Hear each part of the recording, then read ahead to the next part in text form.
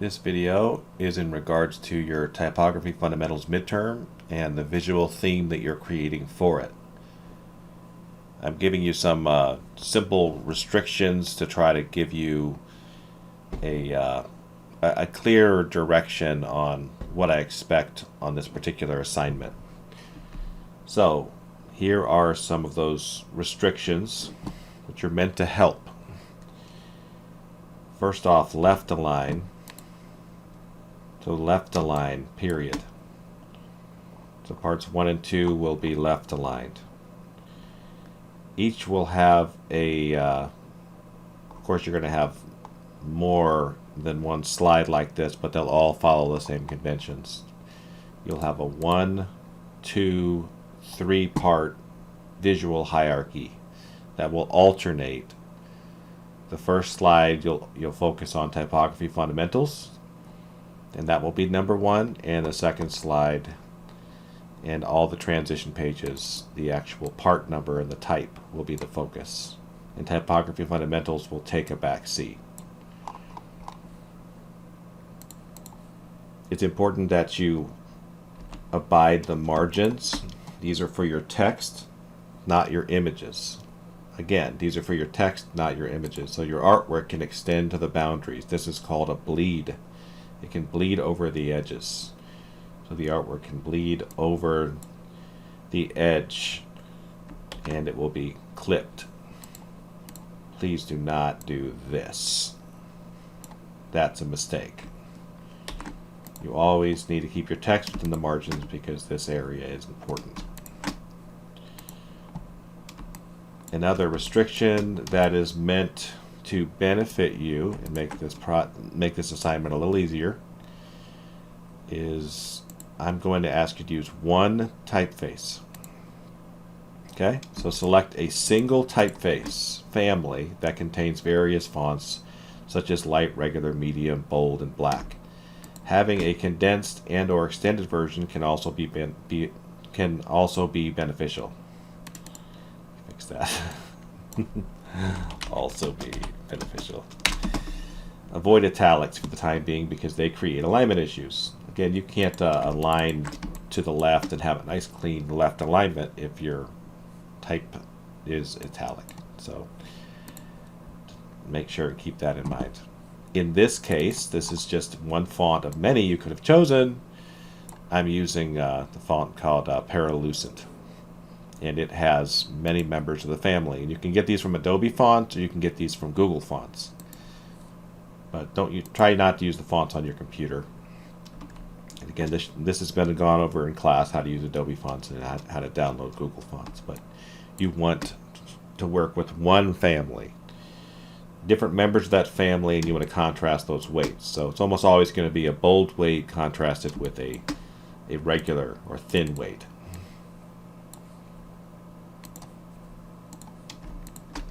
Okay. One font, align everything to the left. Another thing that we want is one color. So just one color. Mix a nice dark main color. So you're going to mix a main color. In this case, I have a dark orange that I mixed. If you want to mix a color, this is something that we'll talk about in class, but we have talked about in class since the beginning. But mix a color, then adjust the tint. 150, the other one 100, and then just hit the plus button, and you can see that will create a copy of that tint. Then you can use these in smart ways to create contrast. So in this case, I've got a dark background with white text on top, and this a light background with dark text on top. But you always want to prioritize legibility. Just avoid images altogether, unless you want to shove some floating PNG or something over here on the side. Just avoid using images. Just go with flat colors. Here's another big issue. I'm asking you to center to the top and the bottom. So this space here and this space here should be relatively uniform. So they should look close to the same. They don't have to be exactly the same, but very close.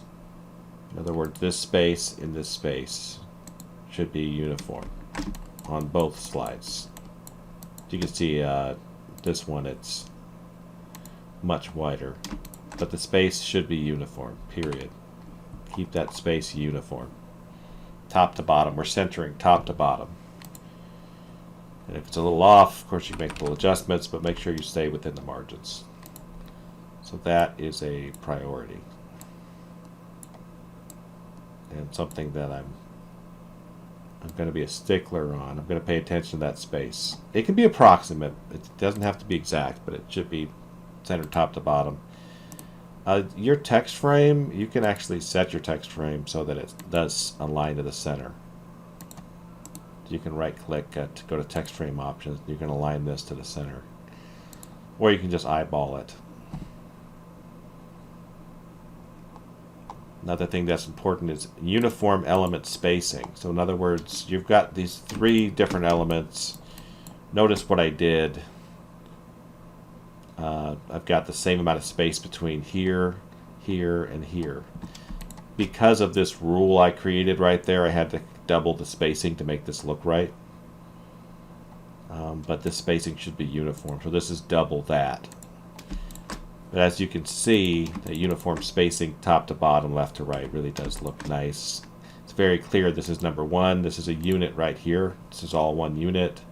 Then it has the same amount of space here, and the same amount of space here.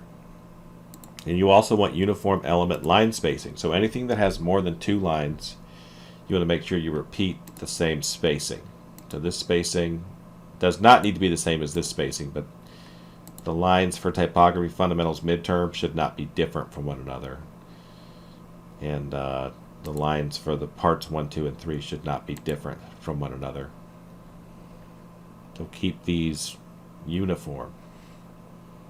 This doesn't really matter right there because the author, the byline, only has 1 line. So you're not going to have to deal with that line spacing. So left align, uniform line spacing, uniform spacing in general. But you'll notice here I'm showing you how everybody can choose their own font. So you can choose from a serif, a sans serif, a slab serif. I suggest staying away from scripts because a lot of times you have legibility issues with them. I suggest staying away from decorative fonts on this one because you're rarely going to find a family of decorative fonts anyways. So in this case I got something semi-decorative with Como because it's got, you know, rounded shapes on it, and I switched my color over to teal. And my goal here was just to show you how you can do that. Another thing that's fun is when you use a base color like this, you can double click it, you can mix a different version of the same color, and the entire theme will update with you.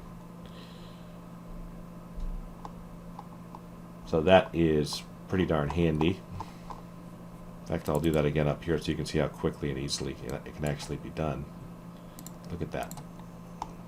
So you can change your colors quite easy.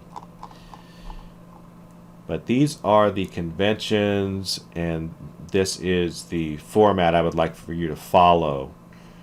Another thing that, of course, we'll be talking about in class, and we have been talking about, this should all be one text frame, and everything should be divided up with either leading or paragraph spacing or a combination of both. So in this case I've got 28 pixels. Actually that doesn't matter.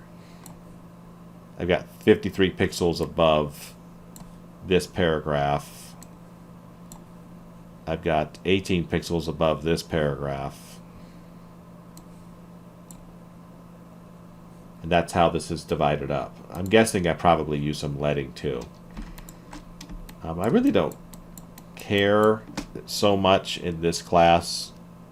Even if you use, I don't want you to use multiple text frames, but I'm not checking your work for that.